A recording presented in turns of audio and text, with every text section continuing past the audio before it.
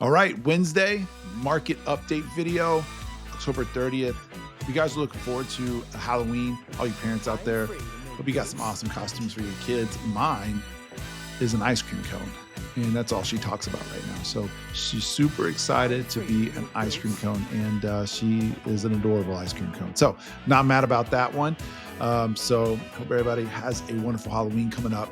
All right, let's talk about what's going on in the market right now. What is happening with mortgage rates?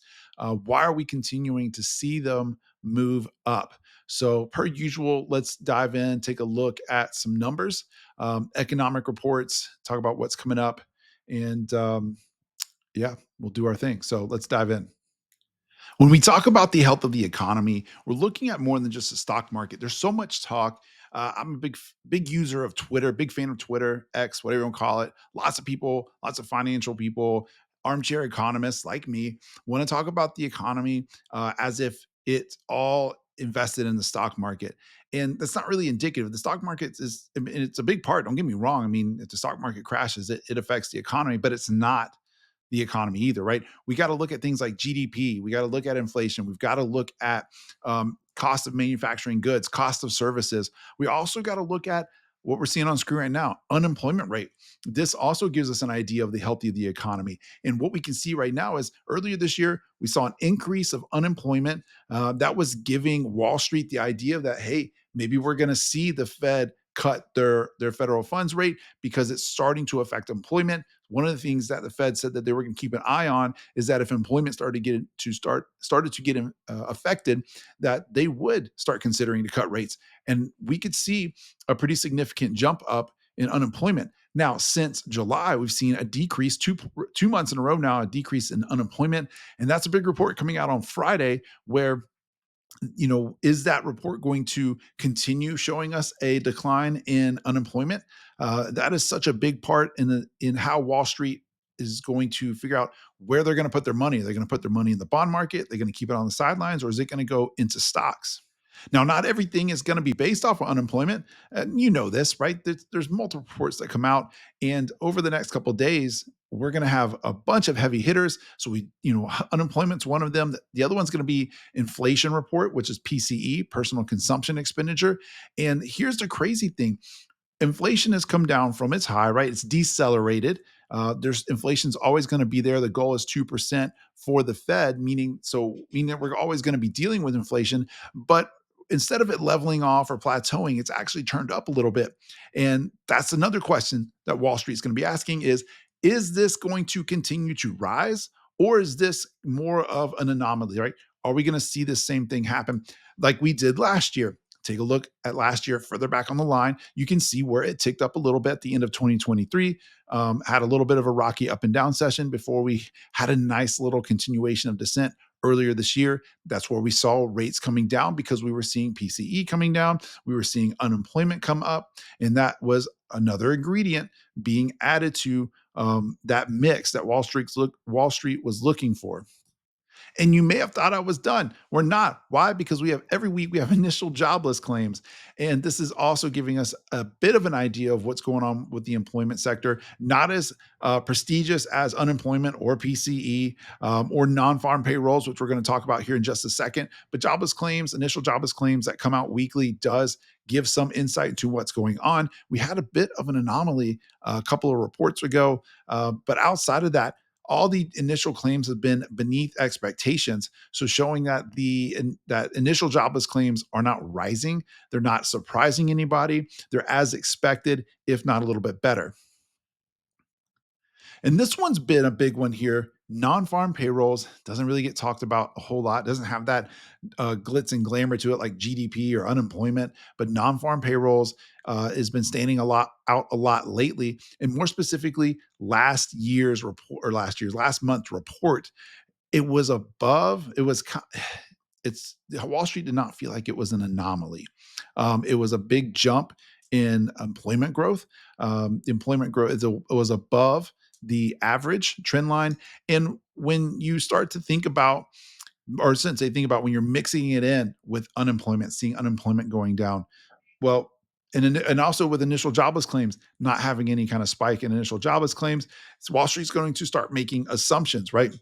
If unemployment's going down and we're seeing non-farm payrolls also continuing to rise there, maybe the short-term sample is going to be an indication of what it might be long-term. So throwing these things into the mix is giving Wall Street a lot of pause and a lot to think about on what they think the Fed is going to do. Let me show you what I mean, what they're thinking about.